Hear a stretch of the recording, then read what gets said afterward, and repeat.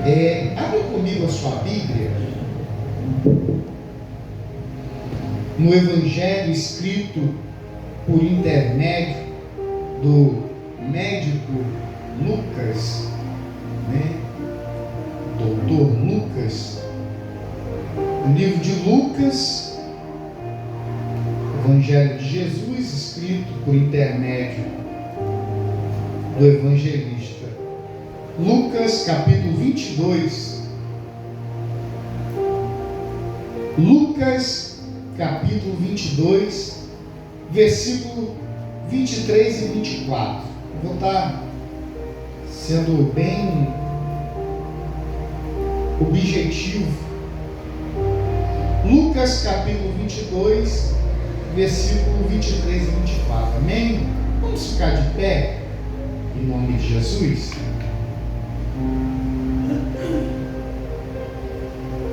Diz assim o versículo, eu peguei uma outra tradução.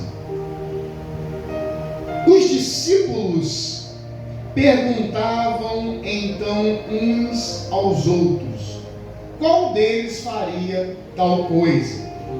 Versículo 24 diz assim: depois começaram a discutir entre si quem deles era considerado o maior. Amém? Os irmãos podem se assentar. O tema da mensagem que eu coloquei aqui para compartilhar com a igreja é o seguinte: lições do mestre. O tema da mensagem de hoje é lições do mestre. Amém? Repita-se comigo: lições do mestre. Amém? Queridos, o povo judeu, durante a sua história de vida, viveu um período de 430 anos de extrema escravidão. Durante 430 anos, o povo de Deus padeceu na mão dos egípcios, padeceu na mão de Faraó. 430 anos de puro sofrimento. O sofrimento estava tão grande, mas tão grande, que o povo começou a clamar a Deus por socorro, por ajuda. E ouvindo Deus o clamor do povo em busca de socorro, porque o povo já não estava aguentando mais sofrer, Deus resolveu, através do seu filho Moisés, trazer a libertação do seu povo. Diante desse processo de libertação, Deus mandou o povo se preparar num determinado dia, depois de ter feito ali alguns sinais no meio do povo egípcio. Deus mandou o seu povo se preparar e falou assim: olha, nessa noite vocês vão preparar um cordeiro, vocês vão sacrificar esse cordeiro, e com o sangue desse cordeiro vocês vão ungir os umbrais da porta de vocês, porque nessa noite eu vou enviar sobre todo o Egito um anjo destruidor, e esse anjo vai destruir, vai matar todo o primogênito do Egito. Porém, aonde esse anjo passar, que vê nos umbrais da porta a marca do sangue do cordeiro, ele vai pular e nada vai acontecer. E aquela madrugada foi a madrugada de terror. Aonde o anjo passou, que não tinha a marca do sangue, a morte entrou naquela casa. O anjo feriu de morte todo o primogênito dos egípcios. Não havia uma casa, a não ser na casa do povo de Deus, não havia uma casa que não houvesse pranto, choro, tristeza. Somente no povo de Deus, que tinha a marca, que houve um grande livramento. Quando os egípcios viram aquele sofrimento todo, mandou o povo de Deus, que estava ali escravizado por 430 anos, mandou juntar tudo que tinha e mandou eles embora. E ali aconteceu a libertação. E diante dessa libertação, Deus mandou Moisés escrever um decreto, dizendo: a partir de hoje, a cada ano que bater essa data, será decretado a Páscoa. Páscoa significa passagem. Alguns podem usar como libertação. Foi o período onde o povo foi liberto, né? A passagem do povo de Deus saindo do Egito. E durante todos os anos se era comemorada entre os judeus a Páscoa. Todos os anos. Até que veio o Cordeiro de Deus, aquele a qual nós chamamos de Jesus, e num dia de Páscoa, cumprindo os mandamentos de Deus, ele se assenta em uma mesa para comemorar aquela data importante, se junta com seus 12 discípulos para participar daquela ceia, daquele banquete, daquela refeição. E aí eu vou entrar dentro da mensagem. Tudo isso foi só uma ilustração para que vocês compreendam a mensagem. A ceia, a Páscoa,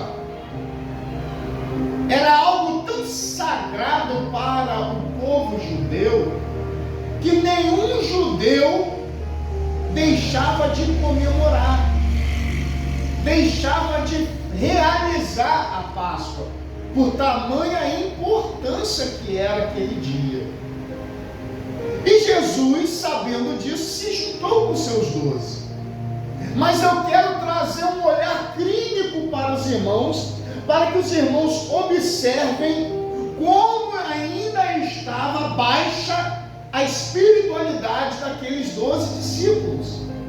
Como ainda estava baixa.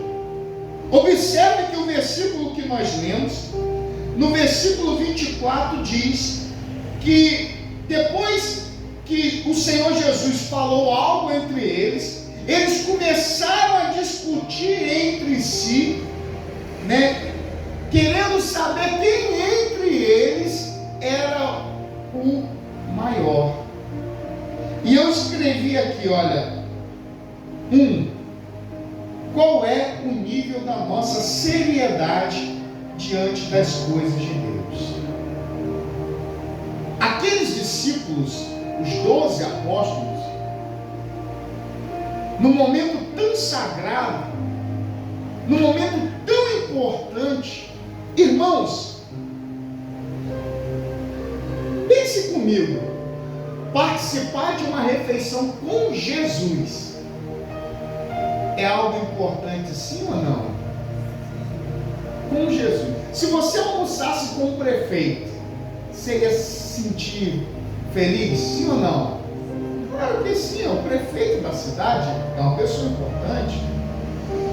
Se você almoçasse de repente com um médico renomado, um doutor, um cardiologista, um neuro, você ia, poxa, estou almoçando com uma pessoa importante. Agora imagine comigo você participar de uma refeição com o Rei dos Reis, com o Senhor do Senhor, sentar na mesa Jesus é algo importante, sim ou não? Sim. E aí, sentado na mesa, aqueles 12 homens, ao invés de conversar sobre assuntos espirituais, ao invés de falar sobre coisas divinas, ao invés de estar falando, você se lembra daquele milagre, você se lembra como aquele homem enxergou, você se lembra como aquela mulher pulou e andou, eles estavam falando entre si, quem entre nós é o mais importante? Depois dele, quem é que vai mandar no reino? Quem é que vai governar? Quem vai ser o ministro da fazenda? Quem vai ser o ministro da agricultura? Quem vai ser o ministro da segurança? Quem vai ser depois do mestre? Eles estavam preocupados com coisas terrenas e deixando de falar de coisas espirituais. Pastor, onde o senhor quer chegar? A primeira coisa que eu quero falar com os irmãos é: nós temos que ter seriedade com as coisas de Deus. Hoje nós vamos participar da Santa Ceia, semelhante aos apóstolos que estavam ali. E nós temos que ter seriedade. Nós temos que colocar no nosso coração coisas que são relevantes ao Senhor. Aqueles 12 homens estavam falando de coisas, olha, Pedro, eu acho que o maior não é você não. Tiago, eu acho que não é você não. Calma aí. Aí junta 2 irmãos, os filhos do trovão, e fala assim: Senhor, eu queria te fazer um pedido. O quê? Quando o Senhor chegar no teu reino, deixa um sentar à esquerda e outro à direita. Eles estavam preocupados com o reino da terra. E Jesus veio para revelar o reino do céu. Temos que ter seriedade com as coisas de Deus. Eu escrevi aqui o seguinte: observe que os discípulos, no momento em que era para estar louvando, adorando, glorificando a Deus, eles estavam discutindo. O que é uma discussão? Discussão é uma conversa, irmãos? Não. É uma coisa que requer mais energia. Eles estavam discutindo quem é o segundo do reino, quem é o terceiro, quem é o quarto. Eles estavam discutindo com coisas terrenas. Escrevi aqui. Se nós observarmos, eles estavam sem comprometimento com a causa do reino dos céus. O coração deles estava na terra. E Jesus estava ali querendo revelar a eles o reino dos céus. Amém, irmãos? O tema da mensagem de hoje é lições do mestre. Repita assim comigo: lições do mestre. Eu escrevi uma segunda coisa aqui, com base nos apóstolos. Nós precisamos ter cuidado com a síndrome de grandeza. Aqueles apóstolos queriam ser grandes. Eles queriam ser ministros de um reino. Eles queriam ser pessoas renomadas na terra. Era isso que eles queriam. E Jesus, diante do que estava acontecendo ali, ele estava revelando algo diferente. O Senhor Jesus ficou tão abismado com aquela discussão. O Senhor Jesus ficou tão abismado diante daquela situação que ele tomou uma atitude de ensino. Preste bastante atenção em outra coisa que eu vou vos falar nessa noite. Naquela época, as ruas não eram calçadas. A maioria das ruas eram estrada de chão. As ruas eram empoeiradas. E quando alguém ia se assentar a uma mesa de uma casa, era convidado a entrar numa casa para fazer algum tipo de refeição, ao casa, era necessário, antes de qualquer refeição, tirar suas sandálias e lavar os seus pés. Mas o lava-pés era feito por um serviçal de menos valor. O lava-pés era feito por um serviçal de menos importância. Era feito por um escravo menor, sem valor, sem importância, sem significância. E aí, quando Jesus olha os 12 discutindo, querendo saber quem é o maior, quem é o mais importante, o que Jesus faz?